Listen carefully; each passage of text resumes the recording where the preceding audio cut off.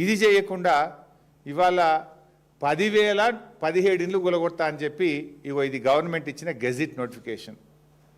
మూసీ పేరిట రేవంత్ రెడ్డి ప్రభుత్వం ఇచ్చిన గెజిట్ ఇది. 10,017 ఇండ్లు కూలగొడతాము, 3,279 ఎకరాల భూమిని సేకరిస్తాము అని ఇది రేవంత్ రెడ్డి ప్రభుత్వం ఇచ్చినటువంటి గెజిట్. 10,017 ఇండ్లు కూలగొట్టారట. 10,017 ఇండ్లు అంటే ఎన్ని లక్షల జీవితాలు కదా. ఒక్కొక్క ఇంట్లో 5-10 మంది ఉంటారు. ఒక్కొక్క ఇల్లు 3 అంతస్తులు ఉంటుంది. ఫస్ట్ ఫ్లోర్లు ఉంటారు, సెకండ్ ఫ్లోర్లు ఉంటారు, థర్డ్ ఫ్లోర్లు ఉంటారు. 1,00,000 జీవితాల్ని కూలుస్తా అంటున్నావు నువ్వు. ఇప్పటికే హైడ్రా పేరు మీద 1,00,000 జీవితాలు కూల్చినావు. ఇప్పుడు మూసీ పేరు మీద ఇంకో 1,00,000 జీవితాలు కూల్చడానికి నువ్వు తయారైనవు. It is the government gazette, నేను చెప్తలేను. 10,017 ఇండ్లు. గాంధీ విగ్రహం పెట్టడానికి 10,017 ఇండ్లు కూల్చడం అవసరమా?